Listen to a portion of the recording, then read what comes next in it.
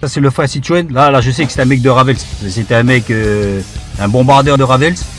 Un mec qui a fait la tôle, etc., etc. Bon, bref, le gang de Ravel. Qu'est-ce qui a fait que le Citroën là, il est devenu enfant du Seigneur? Je veux bien savoir. C'est pas compliqué, moi j'étais pour ainsi dire le chef de cette petite bande, je menais cette bande et puis je disais, il y a que ceux qui savent frapper qui me suivront partout, dans les boîtes de nuit, partout, et cela pour faire les 400. Je vais aller par-ci, par-là, et puis nous, ne serait-ce qu'aller dans les boîtes de nuit, c'est pour chercher la bagarre, c'est pas pour aller faire la fête, danser et autres, mais ouais. C'est pour cogner un de l'un, Paul Didier ou qui que ce soit, le contraire de l'amour, quoi, voilà. Cogner, voilà, tout ce que je savais, c'est bombarder, bagarrer, j'étais assoiffé de bagarre, voilà, c'est tout. Ouais. C'est pour dire un peu comment que le diable il était vraiment puissant ici, il est le prince de ce monde, quoi. Alors moi, ce qui m'a fait, c'est que pour que je devienne enfant de Dieu, quand j'allais en prison, je m'en foutais complètement aussi, parce qu'en prison, le directeur, c'était le petit frère de ma mère. Alors moi, là-bas, je fais ce que je voulais aussi. À chaque fois que je joue au football, même que je ne connais pas le règlement de football, quand je disais touche, c'est touche, corner, c'est corner. Alors, quand je dis ceci, c'est là, malgré que je ne connais pas le football. Alors tout le monde, ils avaient tellement peur que, bon, ils s'humiliaient, ils disaient oui. Et puis, c'est quand le matin, je faisais le dur, je battais par là au coin, et puis un jour, le dur, il était dans les larmes parce que moi, le gardien, M. Ming, il est venu, puis là, vers la porte de dortoir, vous êtes du 21 dans chaque case, moi j'étais dans la case B. M. Ming, il dit, M. Menango, il m'a dit, oui, ça y est, je suis prêt pour la visite, quoi. Ma mère qui vient tous les samedis, c'était un samedi matin. Alors moi, j'ai dit, oui, je suis prêt. Il dit, ouais, prêt pour faire quoi? Elle dit, pour la visite, comme tous les samedis. Non, il y a le directeur qui veut te voir, il y a un nom qui veut te voir. Oui. Je dis, pourquoi? Puis après, on traversait le terrain de football, tous les deux, puis Monsieur Ming Oui. Quoi il veut me voir, pourquoi faire? Il veut faire quoi? Pourquoi faire? Il dit, il a dit, non, c'est secret, surtout vous deux, c'est une fois familiale, mais il veut vous regarder, il veut te voir. Moi, je dis, ok, on est parti, on arrive là-haut à l'escalier, j'ai monté, il m'a laissé, j'ai dit, tonton, qu'est-ce qui se passe? Bon, j'ai une mauvaise nouvelle à te dire. C'est quoi, tonton, qu'est-ce qui se passe? Ta mère, elle est tombée ce matin en ville. Il a pris le car, il allait. C'est sur mon point de voir, ouais. C'est comme ça, elle a des crises d'épilepsie, comme moi j'ai des crises d'épilepsie aussi. Elle est tombée, puis. Ouais, mais non, c'est bon, elle va revenir, ça va revenir, comme moi, ça va revenir après. Non, il y a plus que ça. Moi je dis, qu'est-ce qu'il y a? On l'a amené à l'hôpital. Il l'a amené à l'hôpital, et puis en arrivant là-haut, elle est morte. Elle est morte, je ne sais pas de quoi. 2-3-4 minutes après, quoi. Je dis quoi? Et moi, oui, elle est morte à l'hôpital. C'est pour te dire que voilà, c'est ça la mauvaise nouvelle à te dire, elle est morte. Alors moi, en tant que... C'est vrai qu'on est dur, il y a longtemps pour toutes choses, mais là, j'ai pleuré comme un bébé devant le tonton, puis j'ai pleuré. Enfin, j'étais en train de pleurer, j'avais des larmes aux yeux, quoi. Puis mon tonton, il disait, soit le directeur, il disait... T'es bien, comme ça va, t'es bien, à la mort, on va aller enterrer ta mère. Ma mamie. Alors je suis pas allé partir avec le tonton, on est parti à l'enterrement. Alors moi j'ai pleuré comme un bébé. Là il me restait 3 mois de prison. Pourtant j'avais 18 mois à faire, mais les 3 mois qui me restaient, là, c'est comme si j'étais là-dedans pour 5 ans ou 10 ans, tellement c'était dur. J'ai pleuré devant tous les prisonniers, dans les larmes, je pleurais continuellement. Le matin au réveil, je pleurais tout le temps. Pour tout juste, j'allais même pas me doucher tellement je pleurais là. Alors de temps en temps j'étais là, mais voilà, puis en sortant j'ai continué ainsi, j'ai continué à aller à l'église parce que j'étais protestant, précédemment j'étais dans l'église protestante, j'allais là par l'église, voilà, j'ai jamais été aussi fidèle que ça, j'allais continuellement à l'église dans les protestantismes, et c'est quand je suis monté à Marais, elle m'a dit bon, si, étant donné que mon père il a constaté que je buvais plus d'alcool, et puis je sortais plus dans les boîtes de nuit, tu veux pas aller garder le magasin à Marais? Puis je suis monté là pour garder le magasin à papa et maman à Marais. Là j'ai rencontré la cellule de prière avec nous actuellement, c'est-à-dire avec Émile Ouabet, lorsqu'il était encore pasteur de l'église, oui. Émile Ouabet, oui. Qui était entre-temps un cousin germain à moi, quoi. Oui. Émile Ouabet, et puis voilà, j'ai suivi des cours avec lui, je suis baptisé, et c'est lui-même qui m'a baptisé à la Wakoni.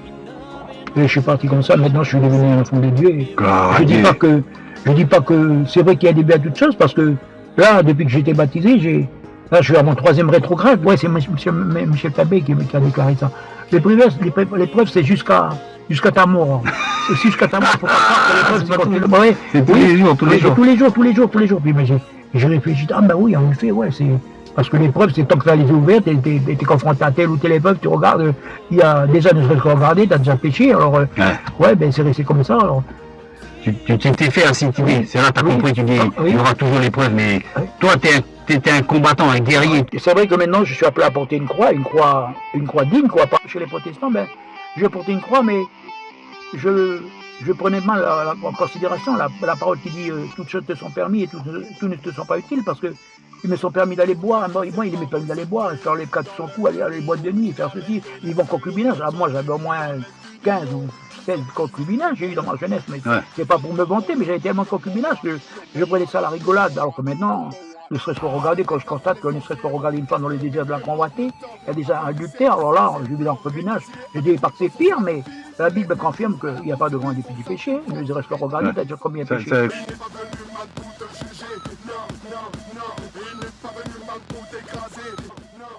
Je suis maintenant un enfant de Dieu. C'est vrai que je suis un enfant de Dieu, désormais.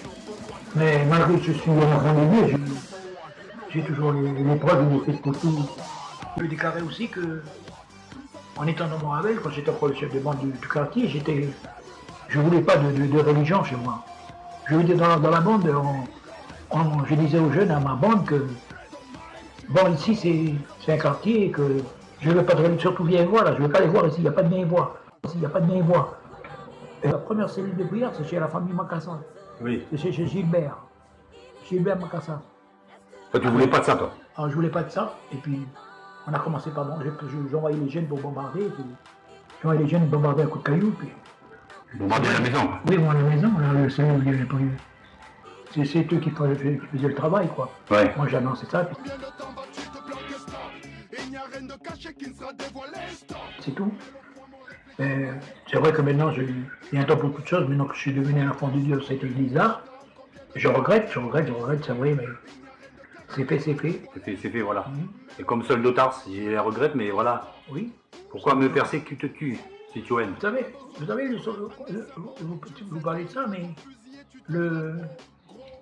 bien avant la méditation, avant d'ouvrir la bonne semence, j'ai dit au Seigneur, que tu puisses me parler au travers d'un homme de Dieu, ou au travers d'un prophète, ou je ne sais pas, mais je veux que tu me parles directement au travers d'une situation qui coïncidera à mon ministère, à ce que je vais éventuellement avoir, parce que je n'ai jamais su ce que je suis en tant que membre du conscrit dans l'église.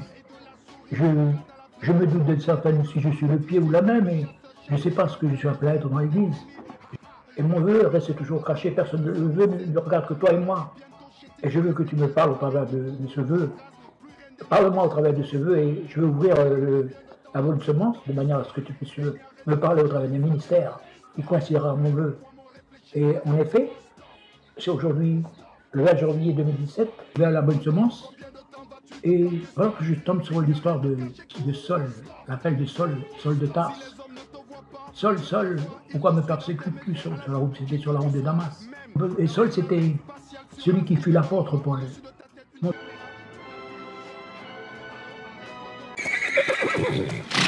Saul, pourquoi me persécutes-tu?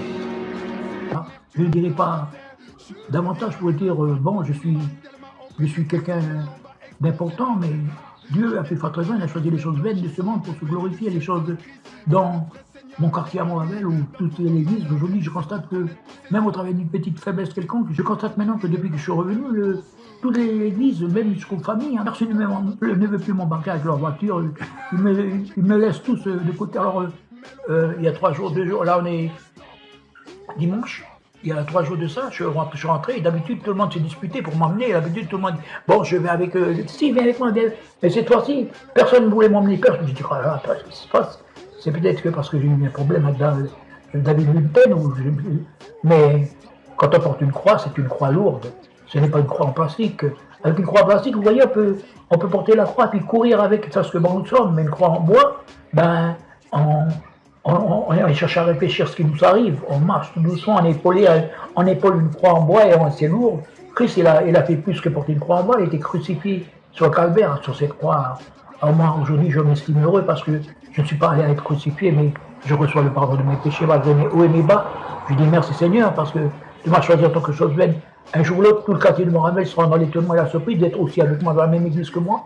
Tous ceux qui vont critiquer ceux de la province sud, de la Grande-Terre, de la Canadie, de la Nouvelle-Calédonie, de les îles OET, et dans ma nation et de toutes les nations. Je ne sais pas si un jour dans les nations, on entendra ils entendront ce que je dirai, mais je porterai le nom de Dieu devant les nations. Par mon physique, en montant sur un paquebot, ou en montant sur un Boeing, ou en avion, quoi que ce soit, mais avec l'évolution, maintenant, on peut aussi, sur les Facebook, sur l'ordinateur. Vous voyez, le prophète Balaam, il a été exhorté par un âne sur la route de Damas. Or, moi, je m'estime heureux car je suis un homme. Dieu, oui, je suis heureux car je suis un homme et je pour le peu que je déclare, c'est Dieu qui fera le reste. Je ne fais pas le lendemain à la place de Dieu. Dieu fera le lendemain. Si on se moque de moi, je garde la foi. Je garde la foi qu'un jour l'autre, papa, ce que tu as prescrit ou ce que tu as déclaré depuis le mont Sinaï, et de génération en génération à travers de nos ancêtres, les prophètes, sera réalisé sincèrement et sûrement. Car je sais que tu n'es pas un Dieu qui ment, et cela reste, papa, ma confiance, jusqu'à l'avènement de ton Fils Jésus-Christ sur la terre. Amen.